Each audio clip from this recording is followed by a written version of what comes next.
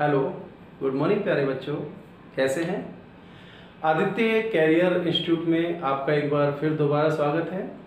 और biology foundation में हम बायोलॉजी की नींव तैयार करने की कोशिश कर रहे हैं। यहाँ पर बायोलॉजी की जो बेसिक चीज़ें हैं उनके बारे में हम जान रहे हैं। और इसी क्रम में आज हम कुछ और इम्पोर्टेंट टॉपिक लेकर आए हैं आपके लिए। तो उन टॉपिक को देखने के लिए लगातार वीडियो पर बने रहें। तो आज हमारा जो टॉपिक है वो है वनस्पति विज्ञान की शाखाएं।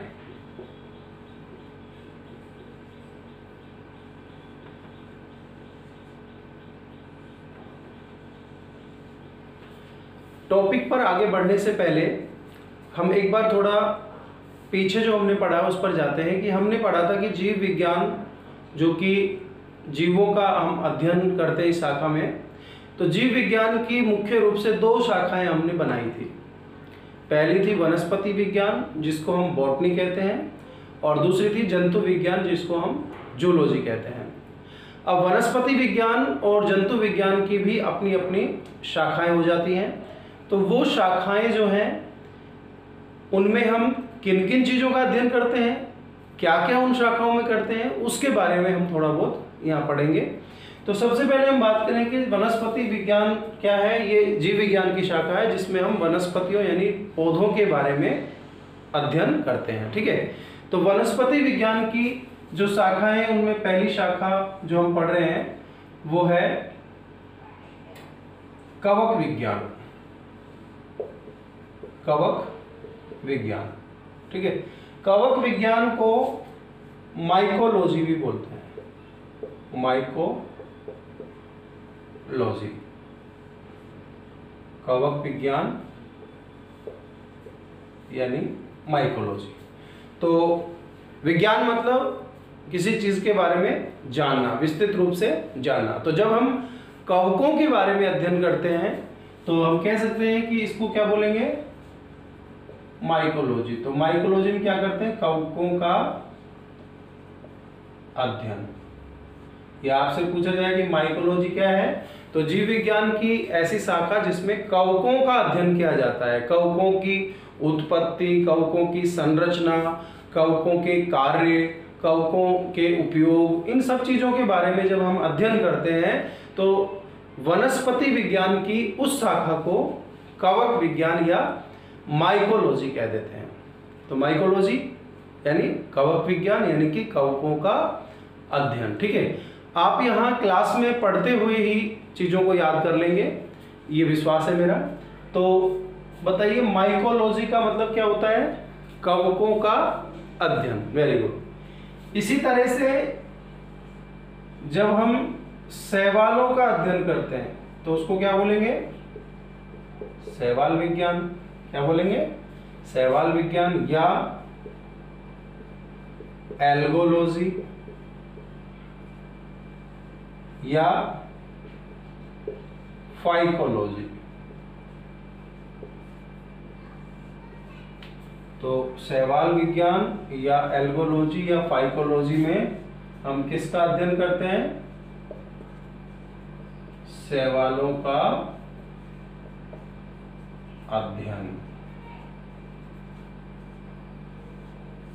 तो फाइकोलॉजी किसे बोलते हैं, जीव विज्ञान की वह शाखा या वनस्पति विज्ञान की वह शाखा जिसमें हम शैवालों का अध्ययन करते हैं। जीव विज्ञान की शाखा भी कह सकते हैं अपन इसको, क्योंकि जीव विज्ञान की वैसे मुख्य शाखाएं दो हैं, जंतु विज्ञान, वनस्पति विज्ञान। लेकिन इसके अलावा बहुत सारी शाखाएं हैं। जो वनस्पति विज्ञान की शाखाएं वो जीव विज्ञान की शाखाएं भी कहलाएंगी, जो जंतु विज्ञान की शाखाएं वो जीव विज्ञान की शाखाएं भी कहलाएंगी। ठीक है। तो जिसमें हम कवकों का अध्ययन करते हैं उसको माइकोलॉजी, जिसमें शैवालों का अध्ययन करते हैं उसको फाइकोलॉजी। ठीक है। आगे देखें, जीवाणु विज्ञान यानी बैक्टीरियोलॉजी।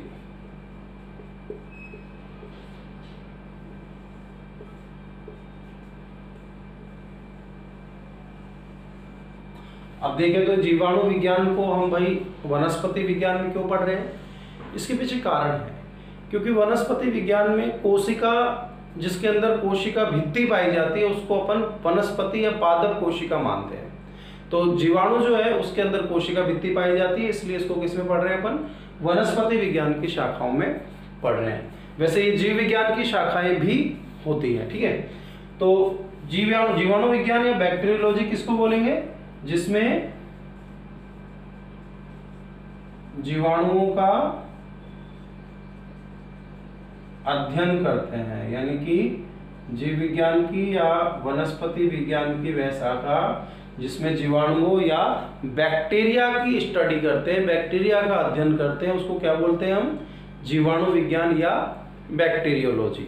Very good. अगली जो शाखा है सूक्ष्म जैविकी या सूक्ष्म जीव विज्ञान या माइक्रोबायोलॉजी।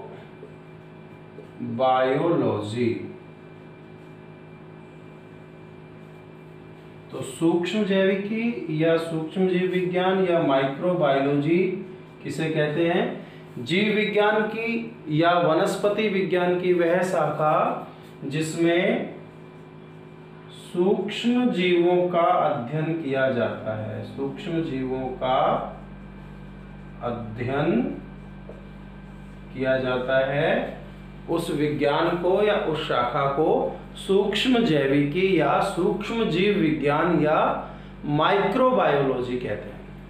तो माइक्रोबायोलॉजी यानी सूक्ष्म जीवों का अध्ययन, बैक्टीरियोलॉजी यानी जीवाणुओं का अध्ययन, माइकोलॉजी यानी कवकों का अध्ययन, और फाइकोलॉजी यानी शैवालों का अध्ययन।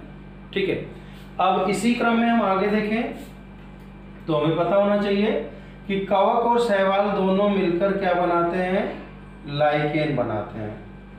तो लाइकेनोलॉजी,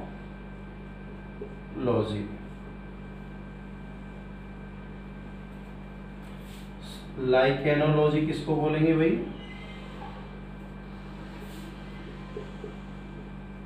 लाइकेन्स का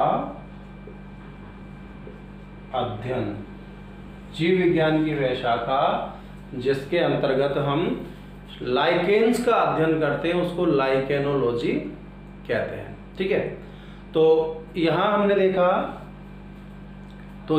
देखा कि जीव विज्ञान की वह शाखा जिसमें लाइकेन्स का अध्ययन करते हैं, लाइकेनोलॉजी। जीव विज्ञान की वह शाखा जिसमें सूक्ष्म जीवों का अध्ययन करते हैं, माइक्रोबायोलॉजी। जीव विज्ञान की या वनस्पति विज्ञान की वह शाखा जिसमें जीवाणुओं का अध्ययन करते हैं, बैक्टीरियोलॉजी। साथ साथ बोलना पड़ेगा आपको। शैवालों का अध्ययन करते हैं, फाइकोलॉजी। कवकों का अध्ययन करते हैं, फंगस का अध्ययन करते हैं, माइकोलॉजी। ठीक है, तो यहाँ हमने ये 5 शाखाएं पढ़ी और उम्मीद है कि आपको ये याद भी हो गई होंगी। आगे चलते हैं।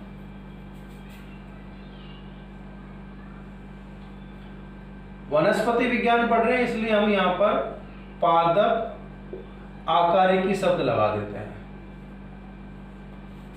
यानी कि प्लांट मॉर्फोलॉजी।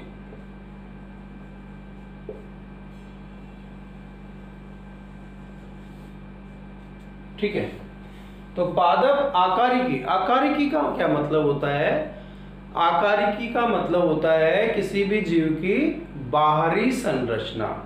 कौन सी संरचना, बाहरी संरचना। जैसे अगर अपन जंतुओं की बात करें तो बाहरी संरचना में क्या आते हैं, उसकी त्वचा आती है, त्वचा पर रोम आते हैं। ठीक है, तो ये कौन सी संरचना हो गई, बाहरी संरचना। नाखून आते हैं, बाल आते हैं। ठीक है, बाहरी संरचना। पौधों की बात करें तो उसकी बाहरी संरचना में, यानी कि बाहर से देखने पर हमको क्या दिखाई देता है, बाहर से हमको पत्तियां नजर आती हैं, बाहर से हमको तना नजर आता है, शाखाएं नजर आती हैं, और इवन पौधा जो है ना, हालांकि जड़ें उसकी जमीन के अंदर है लेकिन पौधे के तो बाहर ही है ना जड़ें, बाहर से हम देख सकते हैं जड़ को। पौधा हमने ऐसे उखाड़ा, जड़ें दिखाई दे रही, तो जड़, तना, पत्ती, शाखाएं, पुष्प, कलिका, ये सब कैसी संरचना है? बाहरी संरचना है। तो जब हम इनका अध्ययन करते हैं तो उस जीव विज्ञान की उस शाखा को क्या बोलेंगे? आकारिकी बोलेंगे। तो आकारिकी का मतलब होता है बाह्य संरचना का अध्ययन। कौन सी संरचना का अध्ययन? बाहरी संरचना या बाह्य संरचना का अध्ययन। तो पौधों की बाह्य संरचना का अध्ययन यानी जड़, तना, पत्ती, शाखा का अध्ययन क्या कहलाएगा? पादप आकारिकी कहलाएगा। ठीक है। इसी प्रकार से पादप आंतरिकी या पादप शारीरिकी या प्लांट एनाटॉमी। तो पादप आंतरिकी, पादप शारीरिकी, प्लांट एनाटॉमी का मतलब होता है पौधे की आंतरिक संरचना का अध्ययन। तो जब हम किसी पौधे की आंतरिक संरचना का अध्ययन करते हैं, किसका अध्ययन करते हैं? आंतरिक संरचना का अध्ययन करते हैं, तो उसको क्या बोलते हैं भाई? उसको बोलते हैं प्लांट एनाटॉमी, यानी कि पादप शारीरिकी। ठीक है, क्लियर हो गया? आंतरिक संरचना का अध्ययन तो क्या है? एनाटॉमी, और बाहरी संरचना का अध्ययन मॉर्फोलॉजी। याद रखेंगे, ये बिल्कुल कंफ्यूजन नहीं होना चाहिए। Morphology it means internal structure की स्टडी, यानी आंतरिक संरचना का अध्ययन, और स्ट्रक्चर जो है आंतरिकी की बात करें, मॉर्फोलॉजी जो बाहरी संरचना है, एक्सटर्नल स्ट्रक्चर की स्टडी को मॉर्फोलॉजी बोलते हैं, इंटरनल स्ट्रक्चर की स्टडी को एनाटॉमी बोलते हैं। ठीक है, आगे देखते हैं। विषाणु विज्ञान। अभी चारों तरफ ये विषाणु शब्द छाया हुआ है। कोरोना वायरस, कोविड-19 विषाणु है, और विषाणु का अध्ययन करना, कैसी इसकी संरचना होती है, कैसे ये रोग फैलाता है, कैसे अपनी संख्या बढ़ाता है, कैसे इसको हम कंट्रोल कर सकते हैं, इन सब पर रिसर्च चल रही है। तो इनका जो रिसर्च, इनका जो अध्ययन है, उसको बोलते हैं विषाणु विज्ञान या वायरोलॉजी। वायरोलॉजी, तो विषाणुओं का अध्ययन, वायरोलॉजी में किसका अध्ययन करते हैं? विषाणुओं का अध्ययन, यानी जीव विज्ञान की वह शाखा या वनस्पति विज्ञान की वह शाखा जिसमें विषाणुओं का अध्ययन करते हैं, उसे विषाणु विज्ञान या वायरोलॉजी कहते हैं। ठीक है, आगे देखते हैं। कोशिका विज्ञान।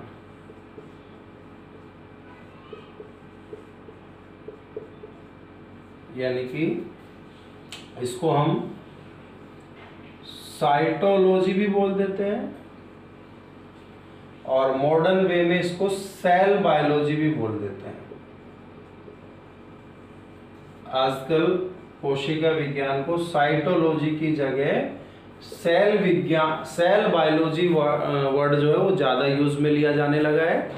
तो कोशिकाओं का अध्ययन, कोशिकाओं की संरचना, कोशिकाओं की जनन करके प्रजनन या सेल डिवीजन के द्वारा अपनी संख्या बढ़ाना, कोशिकाओं का जो पूरा बिहेवियर है उनके बारे में जानना, इसको बोलते हैं हम कोशिका विज्ञान। यानी कोशिका विज्ञान में किसका अध्ययन करते हैं?